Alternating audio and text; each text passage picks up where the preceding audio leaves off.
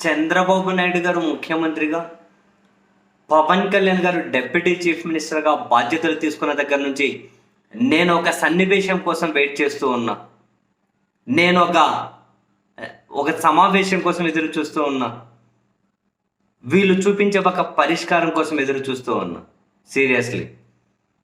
ఎందుకంటే మరీ ముఖ్యంగా పవన్ కళ్యాణ్ తాను తీసుకునే ఒక నిర్ణయం, ఆ నిర్ణయం ద్వారా కొన్ని వందల కోట్ల రూపాయలు ఏ విధంగా సినిమా పరిశ్రమలో ఇబ్బడి ముబ్బడిగా వచ్చి పడతాయో చూడాలి అని. మనందరికీ తెలుసు, జగన్మోహన్ రెడ్డి గారి ప్రభుత్వం మీద సినిమా పరిశ్రమ నాశనం చేశారు, నా సినిమాకు కలెక్షన్ లేకుండా చేశారు, నా సినిమా టికెట్లు అడ్డుకున్నారు, సినిమా పరిశ్రమను తొక్కేశారు. పదే పదే పదే పదే పవన్ కళ్యాణ్ చేసినటువంటి విమర్శలు. ఇప్పుడు వీళ్ళు ప్రభుత్వం వచ్చింది కదా, డిప్యూటీ సీఎం అని చెప్పి పవన్ కళ్యాణ్ కదా, ఇప్పుడు సినిమా పరిశ్రమలో ఉన్న సమస్యలు ఏంటో, ఆ సమస్యలకి చూపించే పరిష్కారం ఏందో, ఎంత టికెట్ పైసలు పెంచుతూ ఉన్నారు, చివరికి బ్లాక్ టికెట్లకు కూడా అధికారికంగా అమ్ముకోవచ్చు అని చెప్పి ఒక చట్టం ఏమైనా చేస్తున్నారు అసెంబ్లీలో. సినిమా వాళ్ళైతే ఆయన వెళ్ళి కలుస్తారు, సినిమా సమస్యల మీద ఆయన మీద చర్చిస్తారు, దానికి ఒక పరిష్కారం కావాలి అంటారు. ఇది ఎప్పుడు జరుగుతుందా అనుకున్నా అది ఈరోజే జరగబోతూ ఉంది. మధ్యాహ్నం సినిమా పరిశ్రమకు సంబంధించిన నిర్మాతలు, దర్శకులు చాలామంది పవన్ కళ్యాణ్ కలవబోతున్నారు.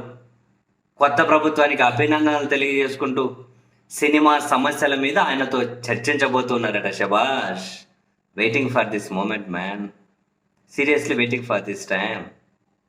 ఇప్పుడు చూడాలి, ఒక్కో సినిమా టికెట్ 1000 రూపాయలు చేయబోతున్నారా, ఒక్కో సినిమా టికెట్ 500 చేయబోతున్నారా, ఆంధ్రప్రదేశ్లో సినిమా షూటింగ్లు జరిగే విధంగా ఏ విధంగా ప్రోత్సాహకాలకి ఇవ్వబోతున్నారు, లేకపోతే వీళ్ళకి కావాల్సినటువంటి ఒకరిద్దరికి ఏమన్నా కనుక ఏ విశాఖపట్నంలోనే ఇంకో దగ్గర మొత్తం అంత స్టూడియోలు కట్టుకునే స్థలం ఇచ్చేసి ఇదిగో మేము సినిమా పరిశ్రమను డెవలప్ చేసేసామంటారా, లేకపోతే సినిమా పరిశ్రమ మొత్తం బాగుపడే విధంగా ఏమైనా నిర్ణయాలు ఉంటాయా?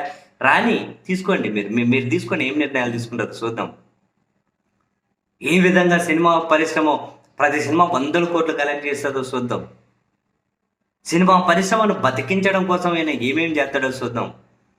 సినిమా వాళ్ళని కలవడం కోసం ఆయన విజయవాడ బార్డర్లో కార్ వేసుకొని వచ్చి వాళ్ళకు ఏమంటారు దగ్గరుండి మర్యాదలు చేసి తీసుకెళ్తాడా పవన్ కళ్యాణ్? ఎందుకంటే వాళ్ళని అక్కడి నుంచి, ఇంతకుముందు జగన్ వాళ్ళని అక్కడి నుంచి నడిచిపించారు. మరి ఇప్పుడు వీళ్ళ కారు నేరుగా పవన్ కళ్యాణ్ టేబుల్ దగ్గరికి వెళ్ళి ఆగుతుందా? అన్నీ చూడాలి.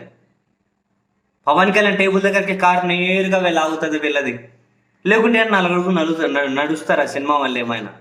ఇది కూడా చూడాలి. దీంతో పాటు చూడాల్సినవి చాలా ఉన్నాయి. చాలా చెప్పారుగా, నా సినిమా కలెక్షన్లో ఆపేశారు, నా సినిమా కలెక్షన్ లేకుండా చేశారు అన్నారు. ఇప్పుడు ఈయన డిప్యూటీ చీఫ్ మినిస్టర్. ఈరోజు కాకుండా 6 నెలలు కాకుండా సంవత్సరానికి ఈయన సినిమా రిలీజ్ అవుతుంది కదా. ఇప్పుడేం అడ్డంకులు ఉండవు కదా. ఈయన సినిమా టికెట్లు ఎట్లానే ఈయన పెంచుకోవచ్చు కదా. మరి చూడాలి, ఇప్పుడు ఈయన సినిమా 200-300 కోట్లు ఏమైనా కలెక్ట్ చేస్తుందా? 200 కోట్లు కలెక్ట్ చేస్తుందా? ఏమో ఇప్పుడు జగన్ కానీకుండా ఆపినాడు కదా, ఇప్పుడు ఎవరు ఆపేవాళ్ళు లేరు కదా. ఇక నుంచి ఈయన సినిమా రిలీజ్ అయితే ఎన్ని 100 కోట్లు కలెక్ట్ చేస్తుందో చూడాలి. ఇప్పుడు సినిమా వాళ్ళు కలిసిన తర్వాత వీళ్ళ సమస్యలు ఏంటో, దాని పరిష్కారానికి పవన్ కళ్యాణ్ చూపించే సొల్యూషన్ ఏంటో చూద్దాం. ఖచ్చితంగా చూద్దాం. I'm seriously waiting for this time and moment.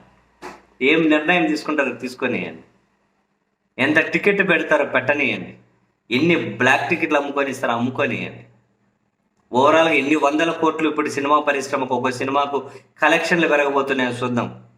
Pawan Kalyan cinema ఎన్ని 100 కోట్లు కలెక్ట్ చేస్తుందో చూద్దాం.